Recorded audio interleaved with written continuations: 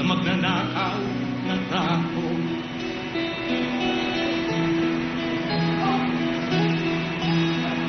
Ladies and gentlemen of the press, please welcome the President of the Philippines, President Rodrigo Roa Duterte. Sa piling mo, di ko mawawala ang korupsyon.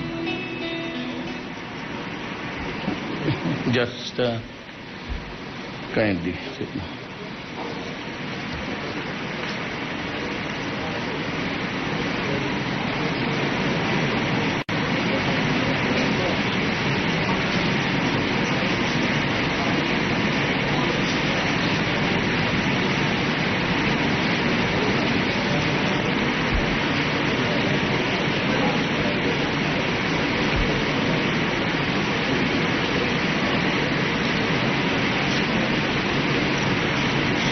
Distinguished co-workers in government, friends, ladies and gentlemen.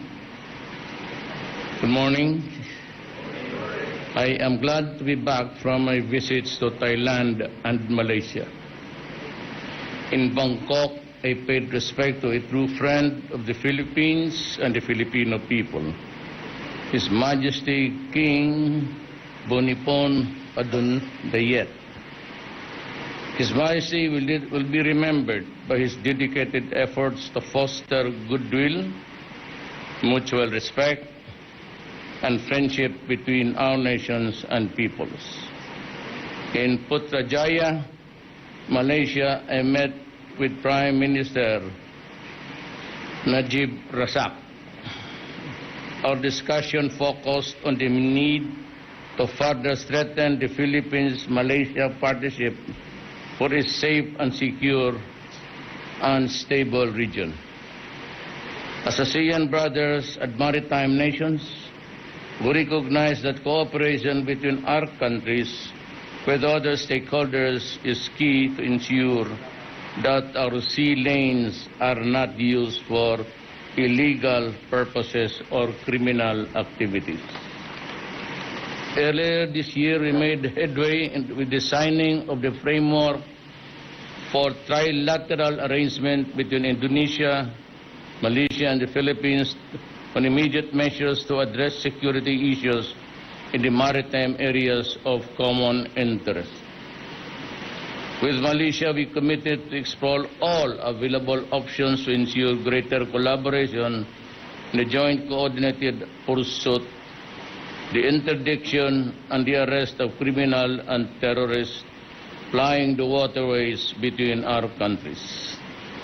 The Philippines, as always, will be unremitting in the efforts to address criminality on land, at sea, and between borders. We also committed to sustain the efforts to achieve just and lasting peace in Mindanao. As we proceed with the implementation phase of our peace process, Malaysia will continue to play an important role. The Philippines is ready to work with Malaysia and all partners interested in securing for generations of the Mindanaoans and Filipinos a future free from fear and conflict. Malaysia continues to be a partner for growth and development. My message to business leaders is clear. The Philippines is open for business, and we will provide an environment that is conducive for industries to thrive. Business leaders expressed confidence in many of the opportunities for investment in the Philippines. They showed keen interest in infrastructure, mass transportation development, building of regional centers, joint ventures in agribusiness, halal certified products, and high-value post-harvest processing facilities. I tasked the Department of Trade and the industry to follow through and ensure trade and investment with our 10th largest trade partner as it continues to grow, and I refer to Malaysia. As neighbors and friends, we have shared responsibility to ensure that common dignity, particularly the vulnerable, the weak, and the elderly, and the youth, is upheld. This is one era that shall bring our nations and governments together. As incoming chair of the ASEAN, we count on Malaysia's support for our efforts to build a stronger, rule-based, and people-centered ASEAN. My visit to Malaysia showed that there are more areas of mutual interest that will bring our countries closer and make us work for the achievement of common goals. During these two visits, I strive to enhance our relation with our neighboring countries and explore more opportunities to further advance the best interest of our nation. As I have done in the past, I also met with the Filipino community in Malaysia. I was humbled by their warm welcome. I reassured them that government will utilize all the resources at its disposal to make our country safe and prosperous place for them to better appreciate and experience once they finally come home to reunite and live with their families. Maraming salamat po. I can take a few questions. The first question, Mr. President, is from Jem Avancenia of TV5. Good morning, Mr. President. Welcome po. Sir, napag-usapan niyo ba ng Prime Minister ng Malaysia yung about sa MRT project nila for the Philippines? And kumusta ho yung meeting? Ano pa ho yung mga napag-usapan niyo? Well, most would really be focused on infrastructure pati agribusiness. Lahat yan. And there's a lot of projects on deck. So I would say that it would keep our country busy in the coming months. But by the way, I have to remind you that if there will be a lot of projects on the streets, there will also be commotion and sometimes derailment of the traffic situation. But I said that is just a warning, and people will continue to complain, but then wala namang libre dito. There's always a drawback. But I'm sure that with the implementation in the coming year, and I would place it that maybe next year early, Kasama we na ho would have ito seen yung, the developments. kasama na ho yung sa MRT project nila po, ano? Kasama ho yun. Yan ho ang mauna that talaga because it involves mass transport, moving people. How about po dun sa, may plano ho ba sila to invest on palm oil? Ang tagal na nga yan eh. Problem actually, let me be very frank. Noong una may pumasok na dito, and as a matter of fact, they sent their agronomist, the guy who examines the soil for its appropriate plant.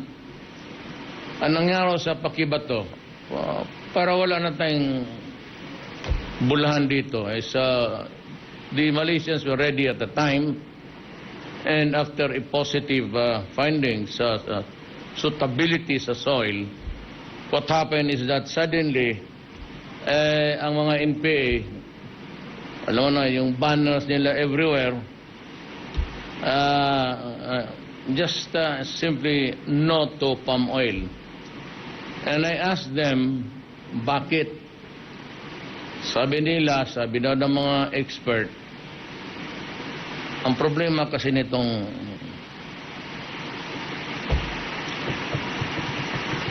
maraming experts, lalo na sa internet, every time Dick and Harry who knows about a little of everything and everything so little, may sari-sariling Malaysia has prospered. It has not lost its moisture or water.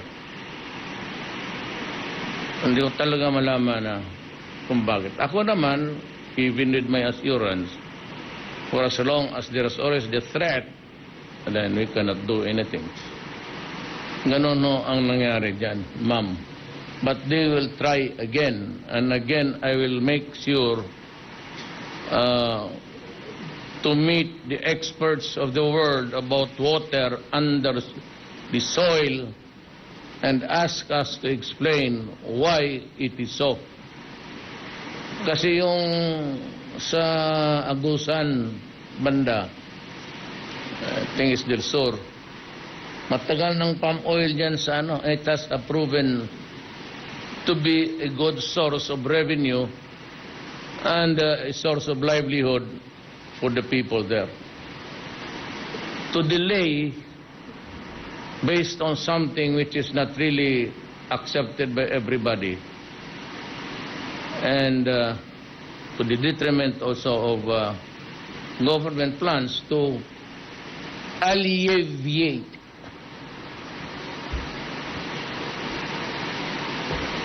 standard of living ng tao. Nagkabuhol-buhol eh.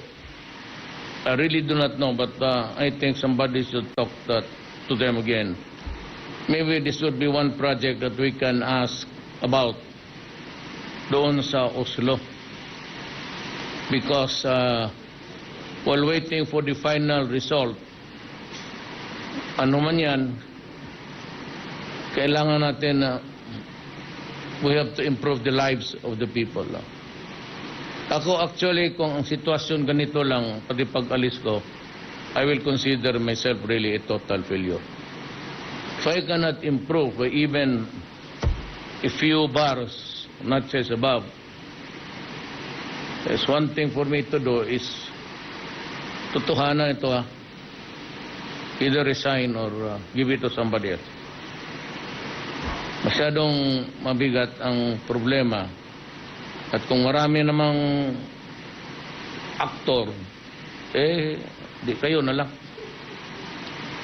Totoo yan. I'm not so, I have no illusions about this presidency. I will work because I was elected. Why I run, I cannot tell you why. I'm even asking myself. But I'm trying to do my very best.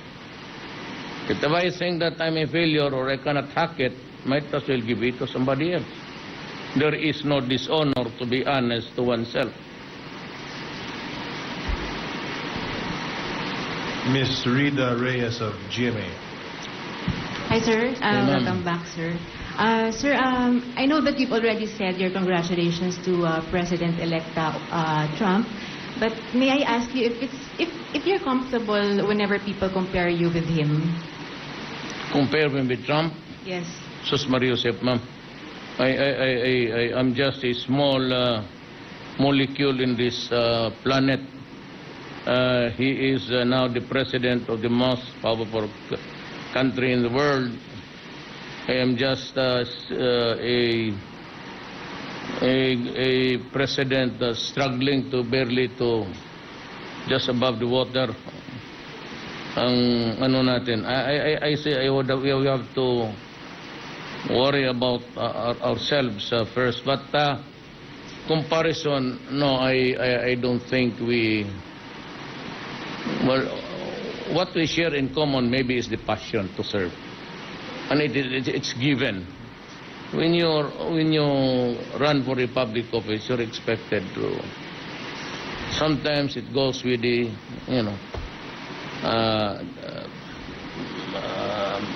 sama loob mo, despondent at times, sometimes just plain, well, maybe tired. But most of the time, it is always hindi kontento kung I have to push more. Sir, what is your anticipation of the expected change in foreign policy that will be implemented by the incoming U.S. President? No, I will pursue what I've started. I am not into the habit of reneging on my word. And my partnership with China and the rest of the ASEAN remains. I will sail the state of the nation, and it should be pushed by the wind of self-interest only. Sir, last The question. self-interest of our nation. Last question for me. Have you committed to attending the APEC next week? That's, I've been talking about it in the airplane. It's a long way across the globe. It's a long haul, and it will kill you. By the time you reach I will decide. I ask, totoo to ha, sabi ko kay Secretary Doresa, pati kay Secretary Yasay, sabi niya, sige, Jess, ayaw ko part. Tapos sabi rin ni Jun Yasay, hindi pwede yan. Kailangan nandoon ka.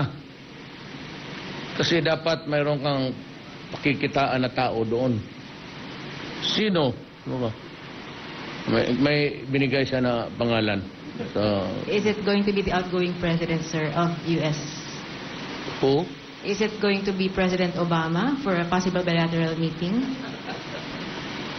No, I think, hindi talagang, kung kaya lang sana nila, without my presence, if my presence is indispensable, I'd rather not kasi malayo.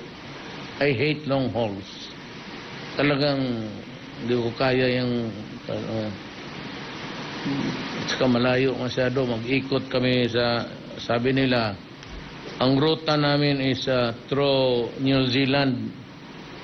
Because if you, by the Pacific, ang point of entry dyan sa North America is America, United States.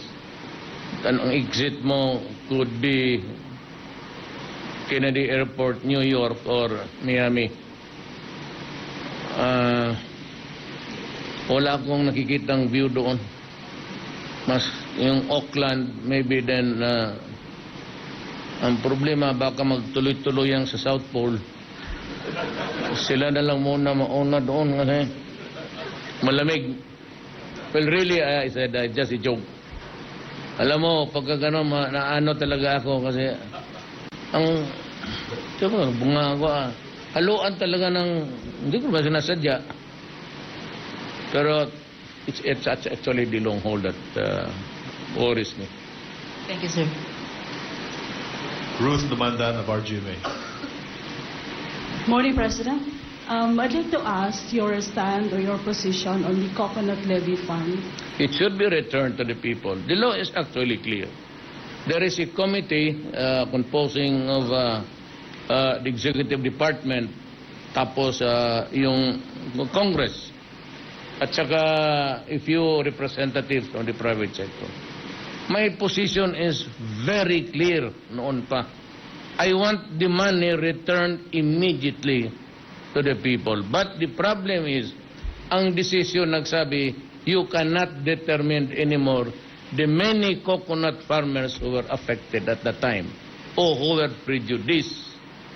So ang ginawa, the court, Supreme Court to, made some suggestion of how to go about it. Improving the quality of the coconuts, funding projects related to the coconut industry. Pero yung pera, medyo malabo na yun. The Supreme Court said so.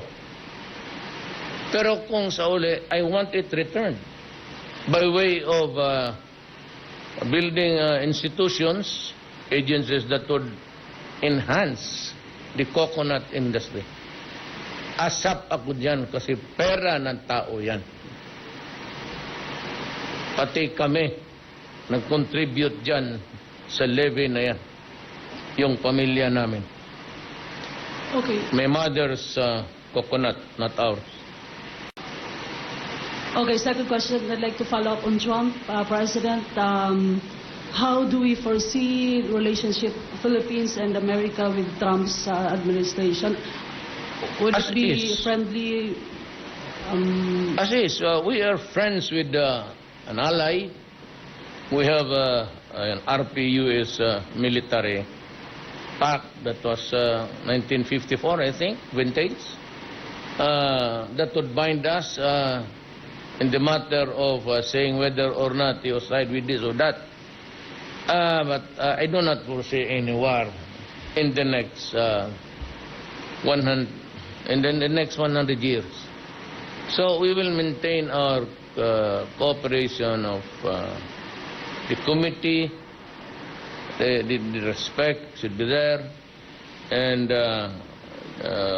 in all matters that would affect our two countries, especially the treaties that we signed with them, and the so many agreements, it will be honored. All of these things. Tricia Terada of CNN Philippines. Good morning, sir. Sir, Secretary Lorenzana mentioned that the implementation of EDCA will push through. Are you confirming this, sir, or will there be limitations to the implementation of EDCA? No, I said, because by the time I talked to the Secretary of National Defense, they were na-firm up na nila ang arrangement. And I said, I do not want na mapahiya ang Pilipinas. Well, of course, not so much because I was already vocal against it, but in deference to the Secretary of Defense. Sabi ko, oh sige, but this will be the last time. And I expect that by the time that I end my term, I do not want to see any, not only U.S., even African or Chinese or whatever, Russian.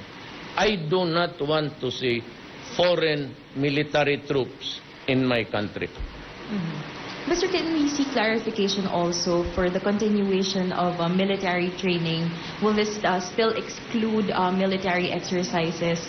And sir, what prospects do we see that now we have a new president when it comes to military ties? Do we see reunited ties with President Trump? Let us put aside Trump here. Actually, in every military exercise, whatever, it is always America who learns much. Kukunti lang yung sa Pilipino kasi kanya mayang Palawan. Ano ang i-training mo dyan?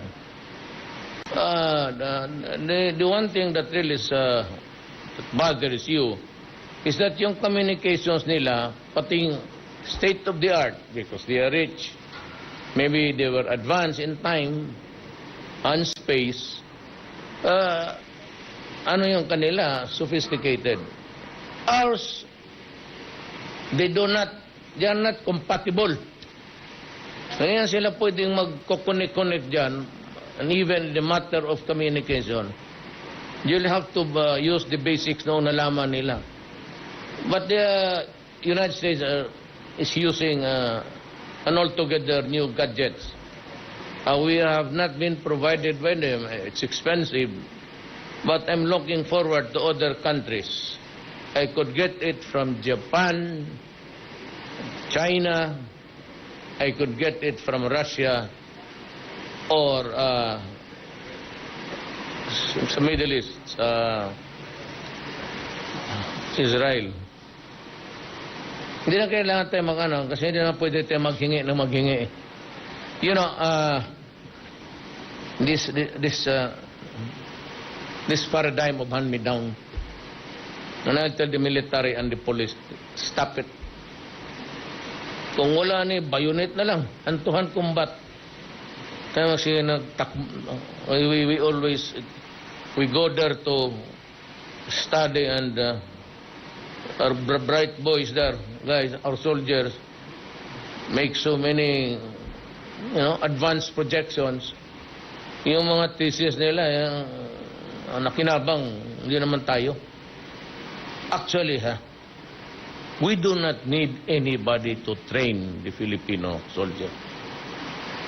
By themselves, they are warriors and capable of a conventional war. Kung rebellion lang, I do not expect any war against any other nation.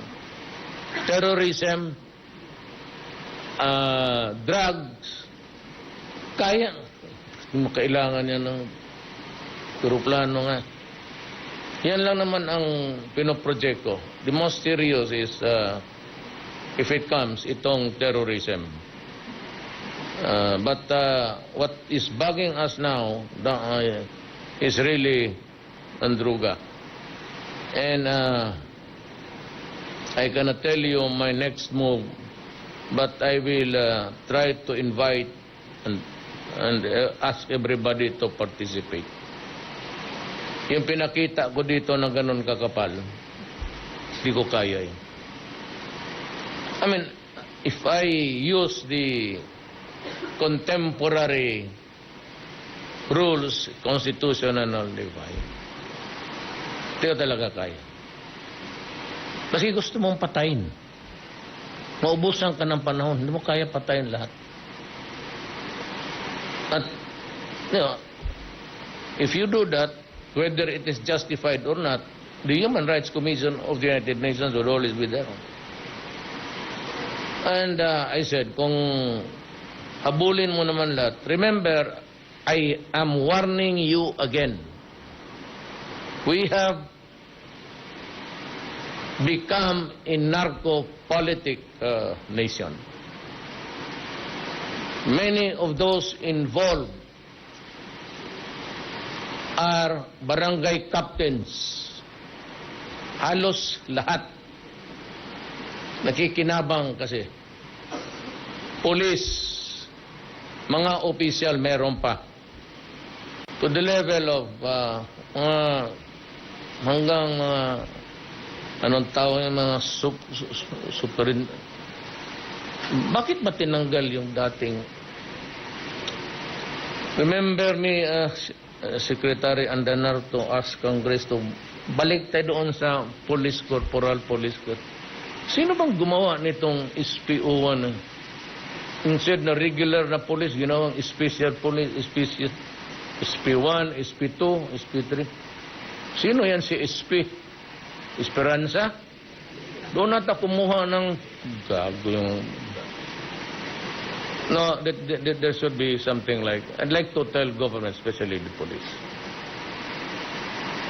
Kayo, do not...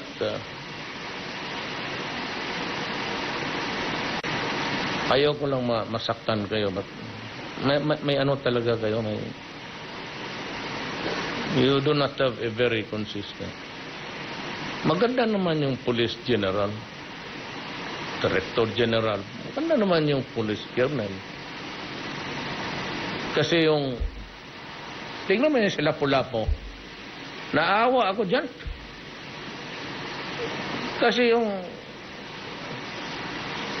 sila sa Signia ba yan? Hindi nga ako nakatapos ng ROTC, kaya ang gano'n eh. Baga, ito ngayong bagong Director General, sila Lapu-Lapu nakaganon. Bili na naman sila ng bagong patch. Pag pasok ng ibang Director, another administration, sila Lapu-Lapu, muhat siya na. Nakaganon na. You know, alam ko, no, people are not idiots, you know. Filipino people, stop it. Stop it. Kaya ang police na kalit-liit na sweldo magbili ng mga bagong, stop it. If you want, I will increase your salaries 3-folds.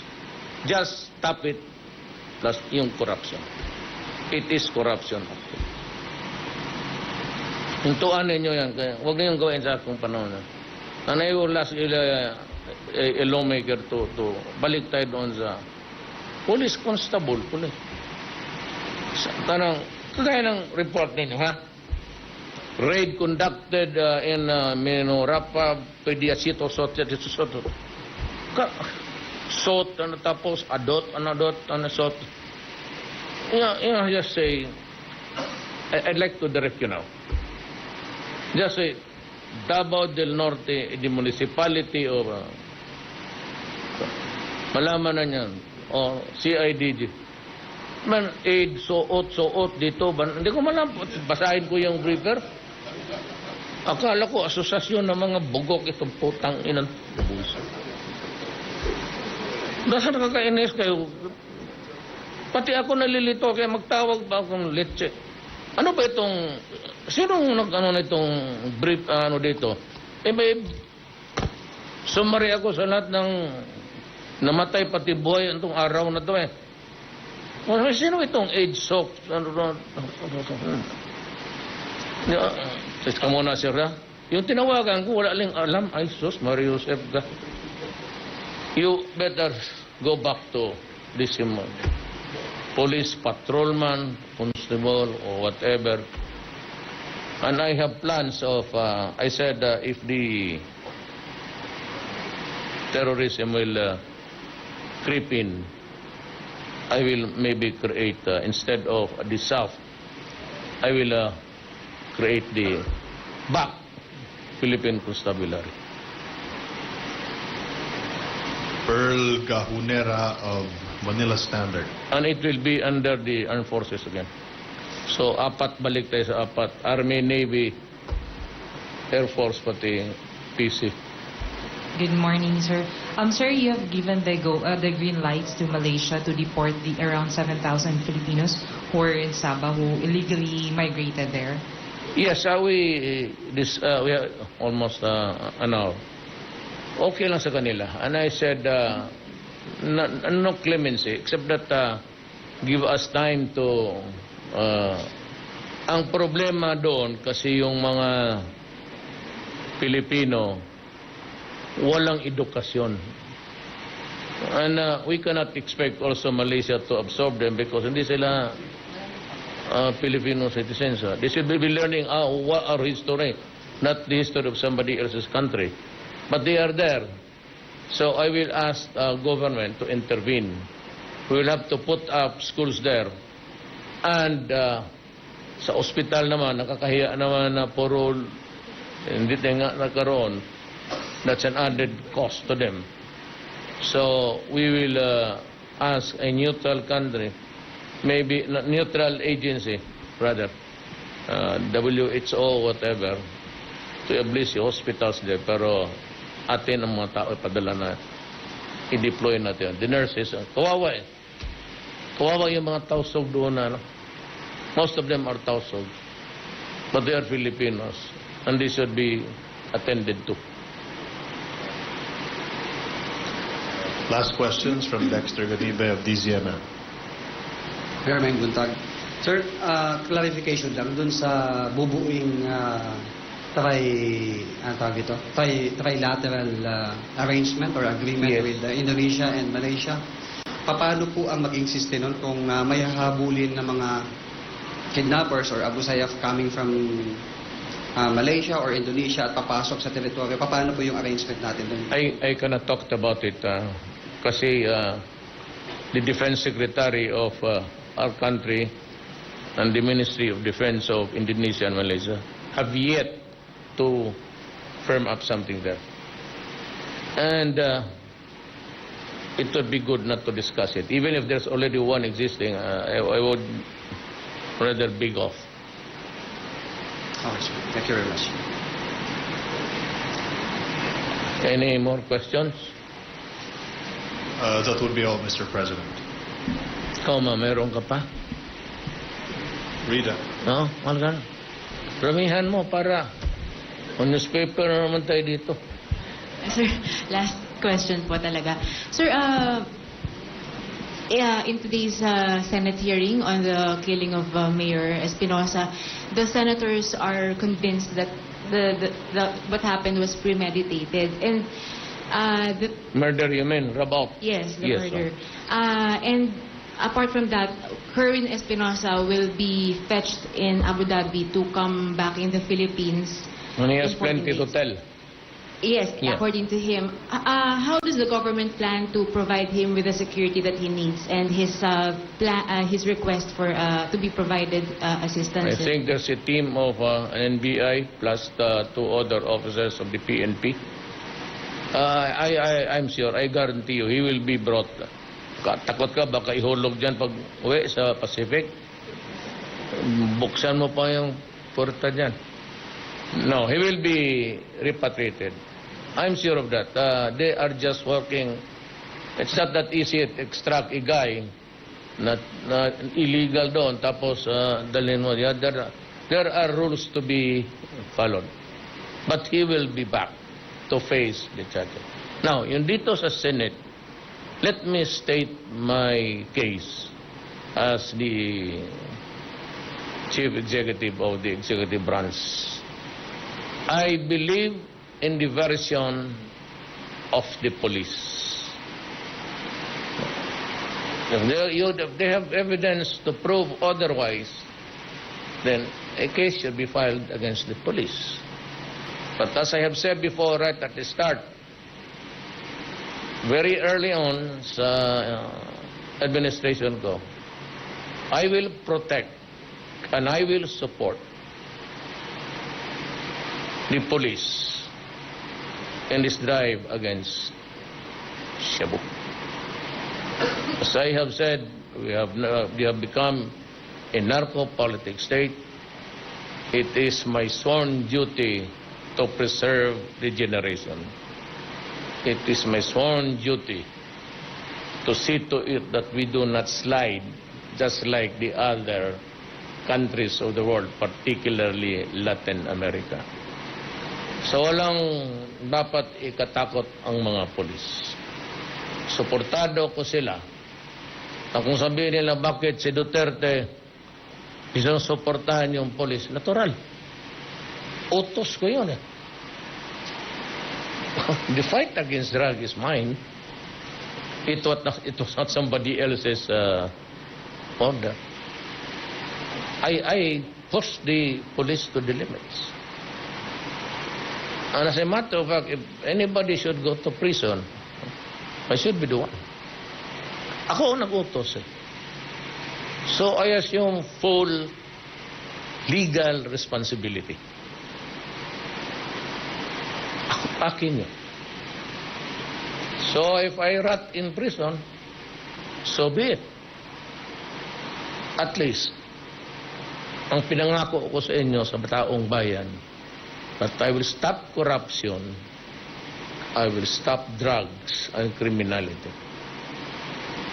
And I said, if I lose the presidency, if it means going to jail, fine. What is important to me is my word of honor na hindi tayo masisira as a nation. Because by then, it would be too late for everybody. Doon, mayor, nag-oath taking sa umaga, pagkahapon, patay. Ang admiral sa Mexico, pinutulan ng ulo. Kasi ang humihirit doon yung Marines. Why? Because they have corrupted all of the police there. And the armed forces had to utilize another unit to do the job for the police. I will not allow that to happen in my country.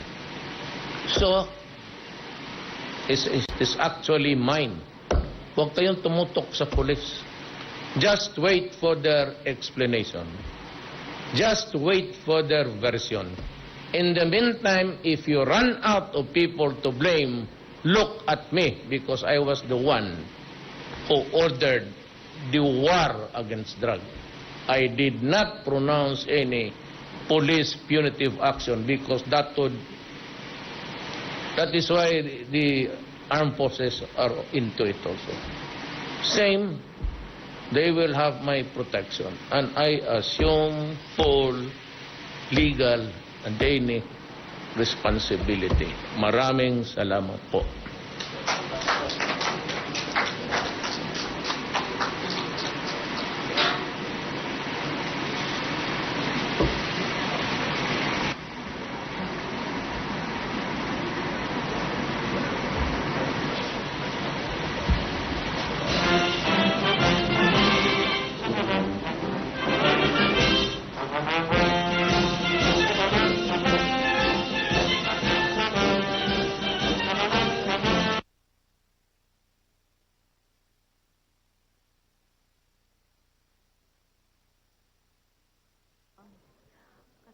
sa mga natirmahan nga ng proyekto ay mga railway system.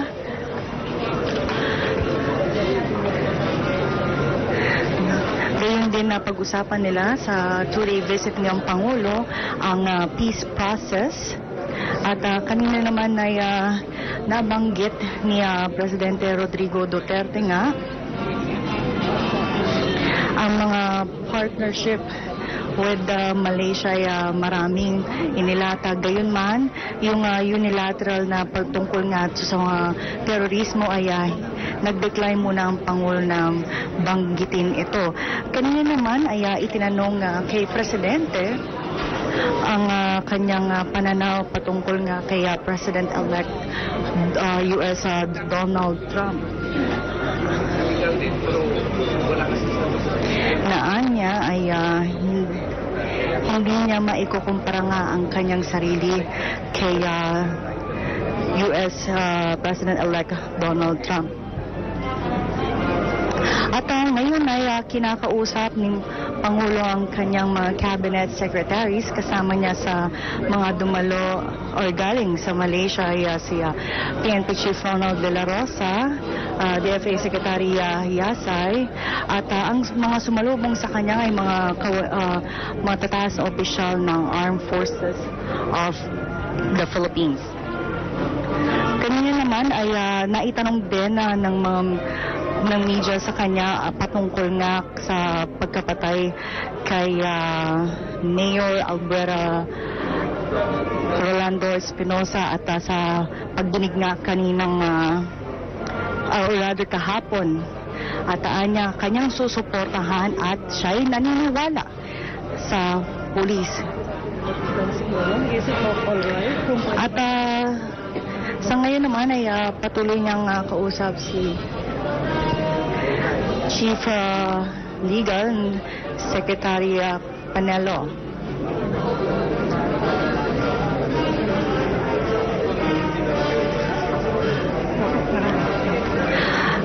At mamaya nga po ay inaasahan sa SMX si Presidente Duterte. Alas 4 ay siya magtutungo po sa National MSME Summit 2016 mamaya pong hapon, kung saan ay maraming tatalakayin nga patungkol nga sa mga small and medium enterprise natin. At mamaya po, matutunghayan niyo po yan sa PTV4 mamayang alas 4 ng